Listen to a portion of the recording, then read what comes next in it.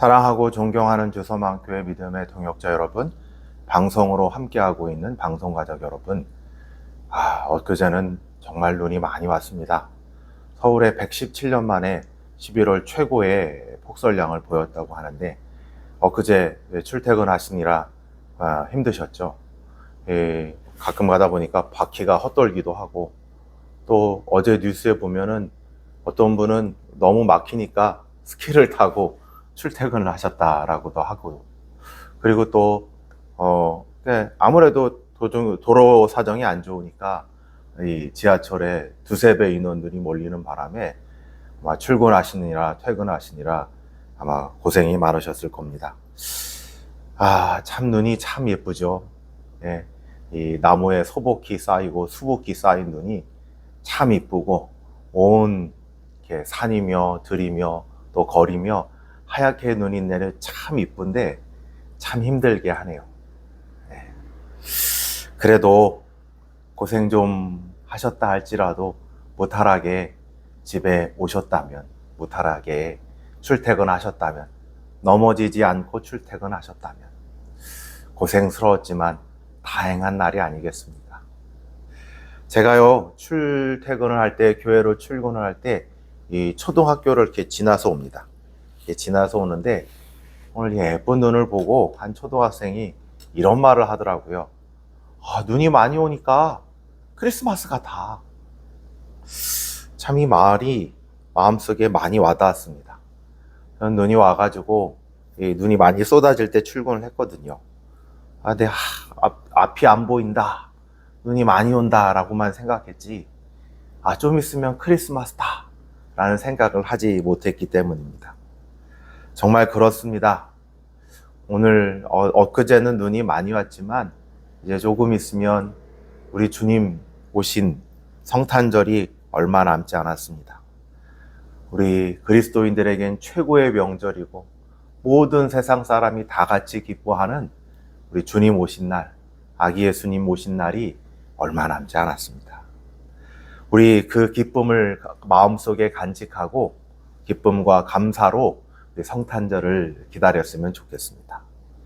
오늘 본문은 세례 요한이 등장을 하는데, 세례 요한과 바리새인과 서기관들의 이 정결 예식에 관한 논쟁 속에 등장하는 부분입니다. 그러니까 이런 정치적 이슈와 여론의 반응을 배경으로 하고 있습니다. 세례 요한의 제자들이 세례 요한에게 왔습니다. 핵심적인 사건이 뭐였냐면 이거였어요. 세례 요한 선생님이 세례를 주었고, 선생님이 그리스도라 가르쳤던 그분이 저쪽에 가서 가르치시고 세례를 베푸는데, 우리에게 세례를 받던 사람이, 세례 요한 선생님에게 세례를 받던 사람이 이제는 저리로 가고 있습니다 라는 게 오늘 본문의 핵심적인 사건입니다. 먼저 주목해 볼 것은 25절입니다. 세례 요한의 제자들과 바리새인들이 정결 예식을 가지고 논쟁을 벌였다는 것입니다. 이 정결 예식이 뭐냐 하면, 모세가 받은 율법에는 부정해진다라는 개념이 있어요. 이거는 죄하고는 조금 거리가 있습니다. 병이 들면, 나병에 걸리면 부정해지는 것이고, 또 시체를 만지면 부정해지는 것이고, 이거 자체가 죄는 아니지만 이렇게 부정해지면 약간 오염되는 듯한 느낌이에요. 그래서 이 부정해지는 자는 하나님 앞에 나올 수가 없어요. 그럼 부정해지는 자는 어떻게 해야 되냐? 깨끗이 씻겨야만 하는 것입니다. 특별히 유대교가 이 바벨론에 끌려가면서 예루살렘 성전을 잃어버린 때가 있었어요. 그때 제사를 드리지 못했던 때에 유대교는 정결 예식을 발전시킬 수밖에 없었어요. 그래서 하루에 몇 번 씻는다, 이런 것들. 그리고 또 고기는 고기대로 담고 우유는 우유대로 담는 전용 식기가 따로 있었고, 이 두 그릇을 한꺼번에 씻지 않았습니다. 그런데 세례 요한의 제자와 유대 바리새인의 정결 예식의 논쟁이 붙었다는 것은 매우 핵심적인 것입니다. 왜냐하면 세례 요한의 세례가 일종의 정결 예식이기 때문입니다. 세례 요한은 유대교의 정결 예식을 행한 자들이 깨끗한 자가 아니라 죄인이고 부정한 자여서 깨끗이 씻겨야 된다라고 말했던 것이죠. 그러니 이것은 유대교를 향해서 너희의 정결 예식은 의미가 없어. 그건 가짜와 같아. 라고 선포한 셈입니다. 바리새인 편에서 볼 때, 서기관들 편에서 볼 때, 세례 요한 당신이 도대체 뭔데? 무슨 자격으로 당신한테 누가 그런 권위를 주어서 세례를 베풀고 있는가? 라고 말할 수 있는 것이죠. 그러니까 이것은 단순히 종교의 논쟁이 아니라 정치의 논쟁에 가까웠습니다.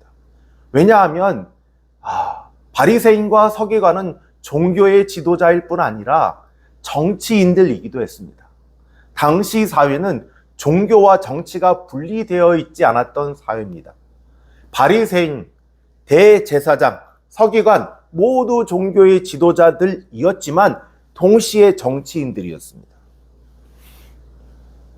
그러니까 세례 요한과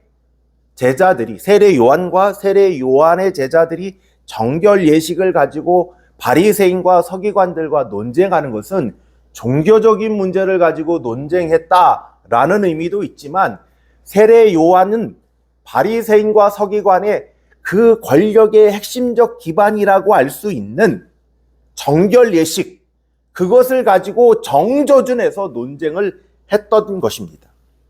그러니까 논쟁이 세게 붙을 수밖에 없죠. 오늘날로 치자면 100분 토론에 나와서 여당과 야당의 의원이 토론을 하는 것과 같은 것입니다.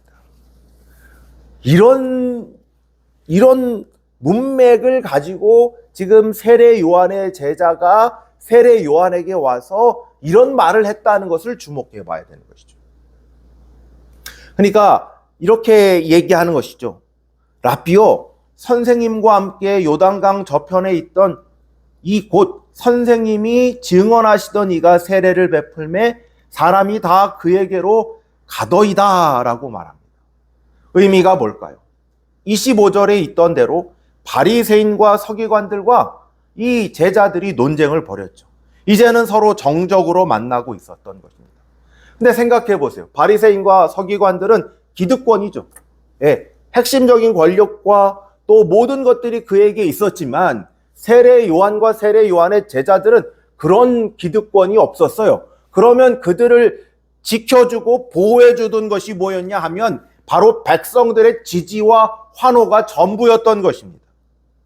이런 인기와 여론이 있었기 때문에 세례 요한이 사역을 할 수 있었던 것입니다. 그런데 이런 사람들, 백성들의 지지와 환호에 적신호가 켜졌어요. 바로 백성들이 세례 요한에게서 빠져나가고 있었습니다. 누구에게로요? 예수님에게로요. 그러니 세례 요한의 제자들은 지금 다급해질 수밖에 없었던 것이죠. 요즘으로 치면 정치인들이요, 여론조사를 돌리잖아요. 여론조사를 돌리는데 계속 지지율이 빠지고 있는 거예요. 그러니까 이 지지율이 빠지니까 지금 특단의 대책을 세우셔야 됩니다. 지금 이럴 때가 아닙니다. 라고 말하는 게 세례 요한의 제자들의 반응이었던 것입니다. 사랑하고 존경하는 주소망교회 믿음의 동역자 여러분, 방송으로 함께하고 있는 방송가족 여러분, 우리도 이런 식으로 믿음의 싸움을 생각하지는 않나요?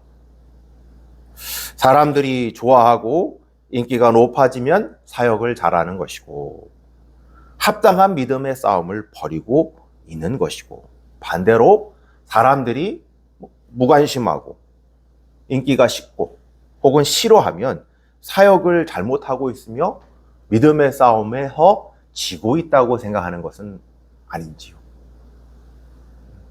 우리가 빛과 소금의 그리스도인으로서 살면서 분명히 사람들의 반응을 살펴보아야 될 부분이 있습니다. 그러나 사람들의 인기가 우리의 존재와 우리의 사역의 성공 여부를 가늠하지 않습니다. 예수님을 호산나 호산나 다윗의 자손으로 오신 이여 라고 불렀던 이들이 며칠 후에 예수님을 십자가에 못 박으라 라고 주장했던 것을 잊지 말아야 합니다. 세례 요한은 다음과 같이 말합니다. 나는 그리스도가 아니다. 나는 그리스도를 준비하는 자다. 그러면서 결혼식 비유를 들고 있습니다. 결혼식 때 신랑이 늦게 옵니다. 그러면 신랑의 친구들이 이미 와 있지요. 신랑이 들어오는 소리를 들으면 함께 기뻐하고 환호를 지릅니다. 이것은 어떤 의미로 가나의 혼인잔치와 연결되는 부분이기도 합니다. 결혼식, 하나님 나라의 잔치의 주인공이 누구인가? 바로 신랑이라는 것이죠. 근데 이 신랑의 자리를 세례 요한이 차지한다면 그건 참 참담하다라는 것이죠. 자신이 신랑이 아닌데, 주인공이 아닌데 주인공의 위치를 차지할 수 없는 노릇이니까요. 왜? 우리도 요즘 비슷한 경우들 있지 않습니까? 요것보다는 좀 덜하지만 결혼식 때 말입니다. 민폐 하객 룩이 있잖아요. 신부도 아닌데 신부보다 더 이쁘게 순백의 드레스를 입고 오면 사람들이 뒤에서 아니면 어쩌면 앞에서 수군거릴 수도 있어요. 도대체 누가 신부인데? 제 정신이 있어 없어? 라고 말하는 것처럼 말입니다. 이 말처럼 내가 신랑, 주인공, 그리스도가 아닌데 그리스도로 한다면 나는 정말 참칭하는 죄를 짓는 거야. 그분이 그리스도이기 때문에 사람들이 그분한테 가는 게 맞지 라는 게 30절이죠. 그는 흥하여야 하고 나는 쇠하여야 한다. 이에 대해 요한 사도는 31절, 36절까지의 말씀을 덧붙이고 있습니다. 27절 세례 요한이 말하는 27절과의 말씀과 연관이 있는데 하늘에서 주신 바가 아니면 아무것도 받을 수 없느니라 라는 게 31절과 33절에 연결이 됩니다. 하나님의 아들이 이 땅에 오셔서 하나님에 속한 것을 말씀합니다. 그러나 증언을 믿는 자가 없습니다. 오직 증언을 받는 자는 하나님이 참되시다는 것을 계속해서 인정해 오는 것입니다. 이것의 맥락은 세례 요한의 제자들이 예수님에게 세례를 받으러 가는 사람이 많아지자 큰일입니다. 이제 어떻게 바리새인과 서기관들과 싸우겠습니까? 라고 대해서 세례 요한은 이렇게 반응하는 것이죠. 지금 도대체 무슨 소리 하는 거야? 이것은 땅에 속한 일이야.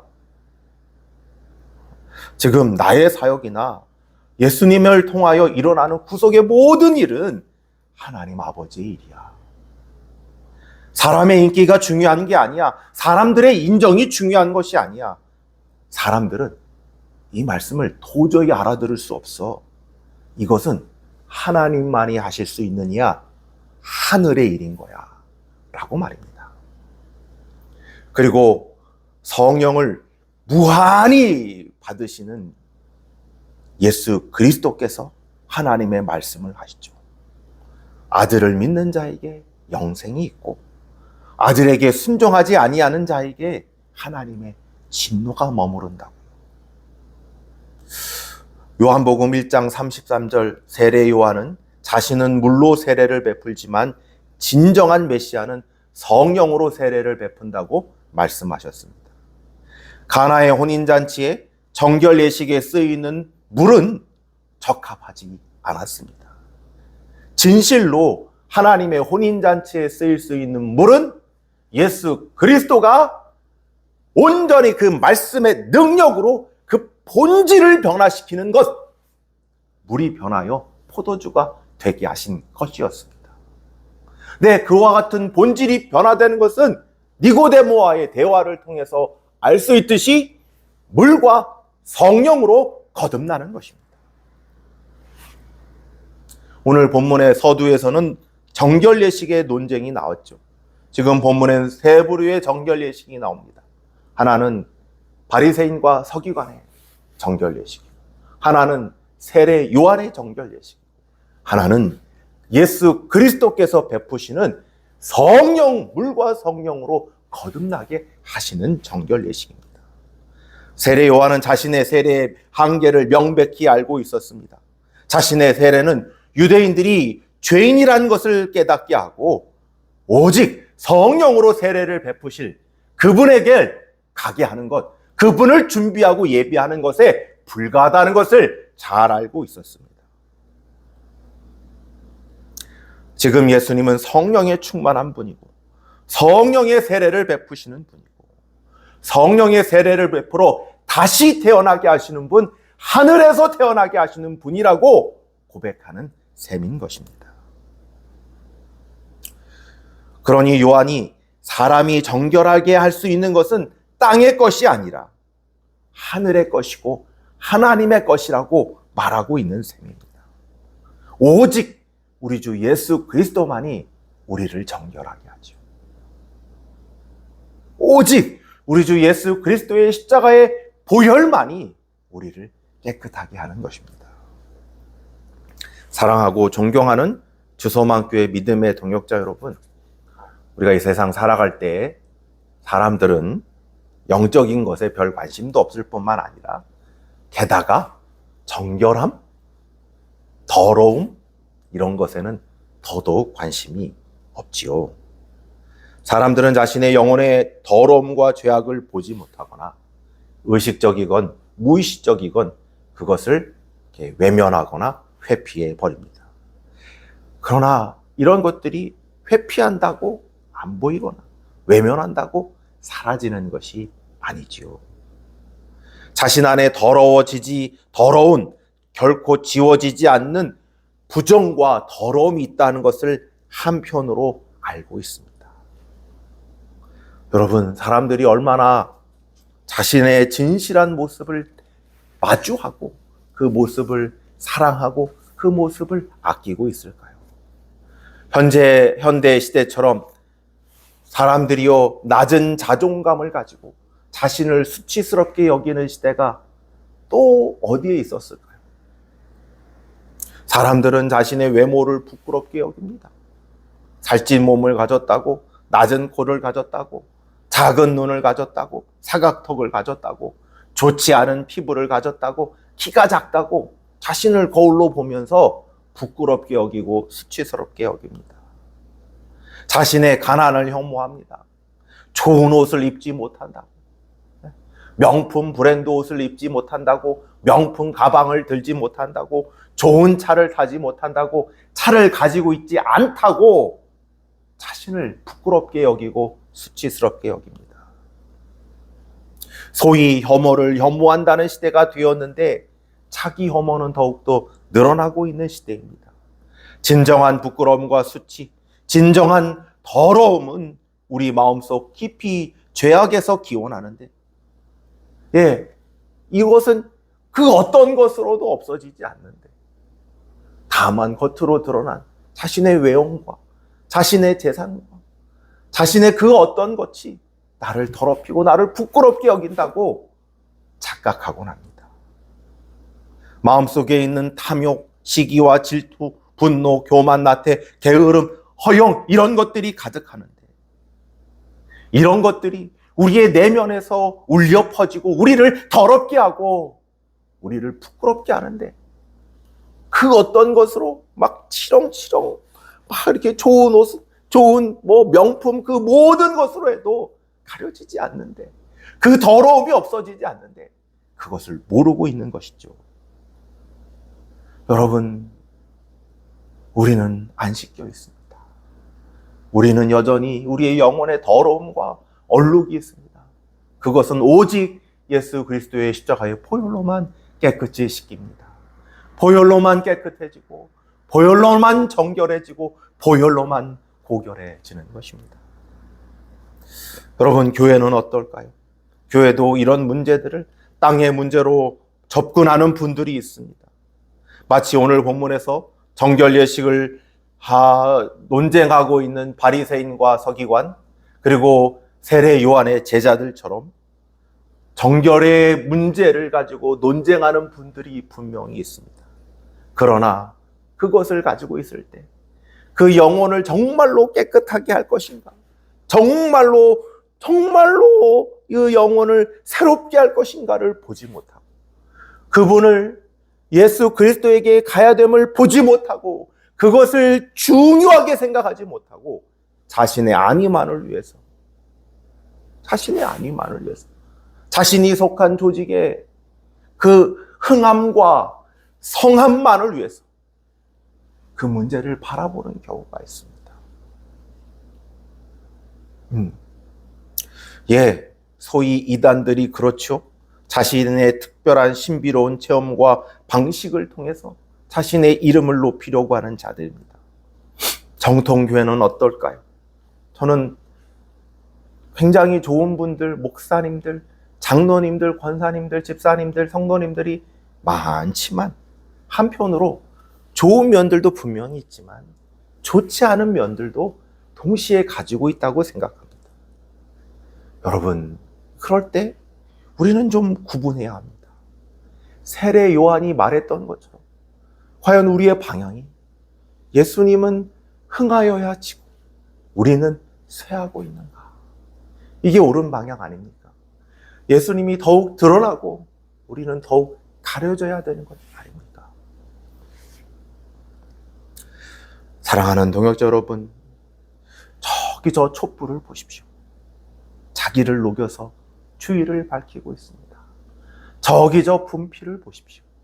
자기를 갈아서 많은 이들에게 지식을 가르치고 있습니다. 바울 사도는 자신의 삶을 관제, 곧 부어지는 포도주나 기름과 같다고 하였습니다. 본 제물에 부어져서 아름다운 향기가 되지만 그 실체가 사라지는 것입니다. 말씀을 맺고자 합니다. 세례 요한의 제자들은 세례 요한과의 대화를 통해서 십자가에 달리신 예수님이 높아지고 나타나고 그것을 위해서 우리 신자들의 삶이 사용되어 사라져야 된다고 말씀하고 있는 것입니다. 세례 요한은 그것이 신랑 친구의 기쁨이다. 그것이 영생을 얻는 자들의 삶이다. 사랑하고 존경하는 주 소망교회 믿음의 동역자 여러분, 방송으로 함께하고 있는 방송가족 여러분, 우리가 그렇게 주님을 높이고 우리의 삶을 통해서 주님만 드러나고 우리는 사라지고, 주님만 높아지고 우리는 낮아지고 주님께 영광을 돌리시는 모든 믿음의 동역자님 되어지기를 간곡히 부탁하겠습니다. 기도하겠습니다.